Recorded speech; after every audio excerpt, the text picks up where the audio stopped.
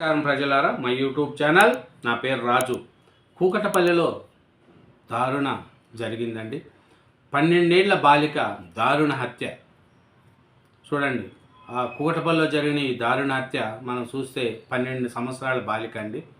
తల్లిదండ్రులు పనికి వెళ్ళడంతో ఇంట్లో ఒంటరిగా ఉన్న బాలిక మధ్యాహ్నం తండ్రి వచ్చేసరికి రక్తపు మడుగులో మృతదేహం.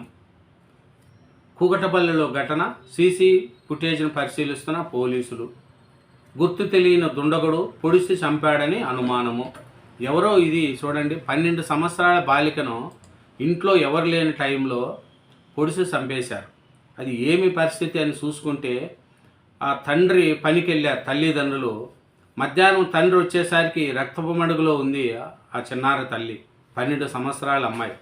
కూకటపల్లిలో జరిగిన ఈ ఘటన అందరినీ కూడా చాలా భయభ్రాంతులకు చేస్తుంది. ఏమిరంటే ఈ అమ్మాయి చూడండి, ఈ అమ్మాయి ఇంట్లో ఒకటే ఉండడం, మధ్యాహ్నం తండ్రి వచ్చేసరికి బాలిక రక్తమడుగులో పడి ఉండడంపై తీవ్ర అనుమానాలు కూడా వ్యక్తమవుతున్నాయి. ఇదేమి ఎక్కడ జరిగిందంటే కూకటపల్లిలోని దయార్గూడలో జరిగిన ఘటన స్థానికులు తీవ్ర భయభ్రాంతులు గురి చేసింది. గుర్తు తెలియని దుండగుడు ఇంట్లోకి చొరబడి బాలికని కత్తితో పడిచి చంపాడని భావిస్తున్నారు. హతురాలు కృష్ణ రేణుక దంపతుల కుమార్తె సహస్ర, ఆయన పేరు, 12 సంవత్సరాలు. ఈ దంపతులు సహస్రతో పాటు బాబు ఉన్నాడు. 5 ఏళ్ల క్రితం సంగారెడ్డి జిల్లా మునిపల్లి మండలం మక్త కాశరం నుంచి బతుకుదెరువు కోసం కూకటపల్లికి వచ్చి ఉంటున్నారు. కృష్ణ బలకంపేటలో ఓ బైక్ రిపేర్ షాపు నిర్వహిస్తున్నారు.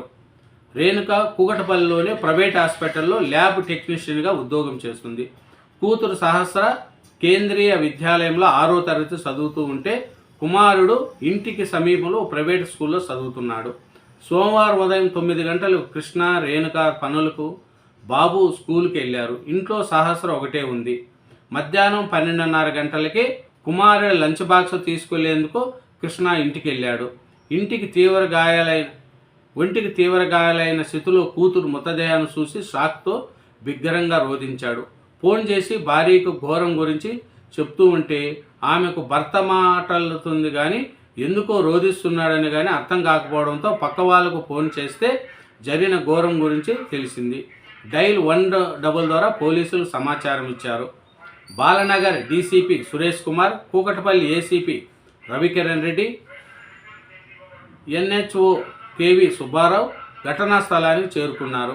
డాగ్ స్క్వాడ్, క్లూస్ టీం రంగంలోకి దిగి వివరాలు సేకరించారు. తమకు ఎవరిపైన అనుమానాలు లేవని పోలీసులకు బాధ్యత తల్లిదండ్రులు చెప్పారు. మృతదేహాన్ని గాంధీ మార్చురికి తరలించారు. చుట్టుపక్కల ఉన్న సీసీ ఫుటేజ్ను పరిశీలించారు. బాలికతో సన్నిహితంగా ఉండే స్నేహితుల గురించి ఆరా తీస్తున్నారు. ఎమ్మెల్యే మాధవ కృష్ణారావు బాలిక కుటుంబ సభ్యులను పరామర్శించారు. నిందితులను కఠినంగా శిక్షించాలని ప్రభుత్వాన్ని డిమాండ్ చేశారు. చూడండి, 12 ఏళ్ల బాలిక అండి, దారుణ హత్య చేశారు. కూకటపల్లిలో పాపం వాళ్ళు సంగారెడ్డి నుంచి బతుకుదెరువు కోసం వచ్చారు. వాళ్ళు పాపము ఇద్దరు, వాళ్ళకు ఒక అబ్బాయి ఒక అమ్మాయి అంట. ఈ అమ్మాయి పేరే సహస్ర. ఈ అమ్మాయి 6వ తరగతి చదువుతుంది. పిల్లోడు పక్కనుండే స్కూల్లోనే చదువుతున్నాడు. వాళ్ళ నాన్నగారు వచ్చి బలకంపేటలో బైక్ రిపేరింగ్ షాప్లో చేస్తాడంట. అమ్మగారు వచ్చి హాస్పిటల్లో ల్యాబ్ టెక్నీషియన్గా పనిచేస్తుందంట. అతను తండ్రి పాపము మధ్యాహ్నం భోజనం కొడుక్కి ఇవ్వడానికి ఇంటికి వస్తే రక్తమ మడుగులో పడి ఉందండి. ఆ గుర్తు తెలియని వ్యక్తులు ఆయనను పొడిచారు. పాపము ఆ కృష్ణ రేణుక దంపతుల కుమార్తె సహస్ర, 12 సంవత్సరాలు. చూడండి, ఈ ఘోరంగా జరిగింది. ఎవరు దీనికి బాధ్యతలు అంటే తెలిసిన వాళ్ళు ఈ పని చేసి ఉంటారు. ఎందుకు చేశారు ఏమి అనేది కూడా ఇంకా తెలియట్లేదు.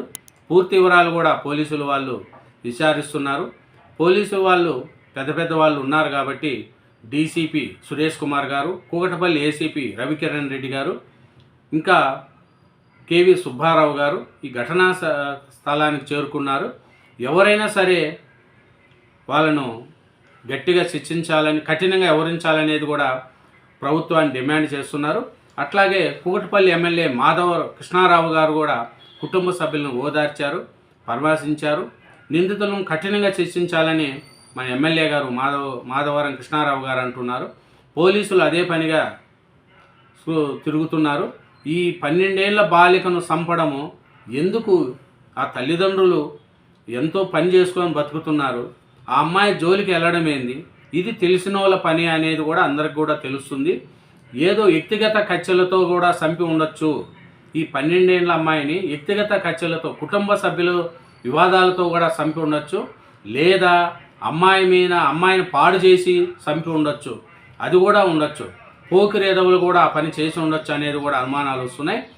తెలిసిన వాళ్ళు చంపారా, పోకిరి వాళ్ళు చంపారా అనేది కూడా నిదానంగా మనకు తెలుస్తుంది. కానీ 12 ఏళ్ల బాలికను దారుణంగా హత్య చేయడం వరకు చాలా తప్పండి. ఇలాంటి వాళ్ళని కఠినంగా శిక్షించాలనేది ప్రజలందరూ కోరుకుంటున్నారు. ఎందుకనంటే ఒంటరిగా ఉండే ఈ పిల్లలను ఇళ్లల్లో వదిలి పనికి పోయి, ఉద్యోగాలకు పోయి ఇట్లాంటి వాళ్ళతో జాగ్రత్తగా ఉండకపోతే పిల్లలకు కూడా అవస్థలు వస్తాయి. కాబట్టి చుట్టుపక్కల ఉండే పిల్లలతో కూడా మనము ఆడుకుండే పిల్లలు కూడా జాగ్రత్తగా ఉండాలి. ఎవరినంటే వాళ్ళను నమ్మకూడదు. చూడండి, ఈ 12 ఏళ్ళ సహస్ర ఆ అమ్మాయిని దారుణ హత్యకు గురైంది. తల్లిదండ్రులు పాపం ఎంత బాధపడుతున్నారు, ఎంత ఏడుస్తున్నారు. వాళ్ళ బాధ చూస్తే మనకే అయోగ్యంగా అయిపోతుంది జీవితం. ఇట్లాంటి పని చేసే వాళ్ళకు కఠినంగా శిక్షించాలనేది, దీని మీద ప్రభుత్వం కఠినంగా శిక్షించి దీనికి పాల్పడిన వారిని ఎవరైనా సరే, ఎంతటి వారినైనా సరే కఠినంగా శిక్షించాలనేదే ప్రజలు కోరుకుంటున్నారండి. ఈ 12 ఏళ్ల సహస్ర బాలిక దారుణ హత్యకు కారకులు ఎవరిని కూడా వదిలిపెట్టకూడదనేదే ప్రజలందరూ కోరుకుంటున్నారు. ఎందుకంటే ఈ ఘటన చూసి ప్రజలు ఉక్కిరిబిక్కిరి అయిపోతున్నారు, భయపడిపోతున్నారు. ఏమి మన బస్తీల్లో కూడా ఇలాగా నడుస్తుందా ఏమనేది కూడా అవసరం. దీనికి ప్రభుత్వము కఠినంగా వ్యవహరించాలనేదే అందరూ కోరుకుంటున్నారండి. Thank you very much. ఛానల్ను సబ్స్క్రైబ్ చేయండి, నా వీడియోను లైక్ చేయండి. Thank you.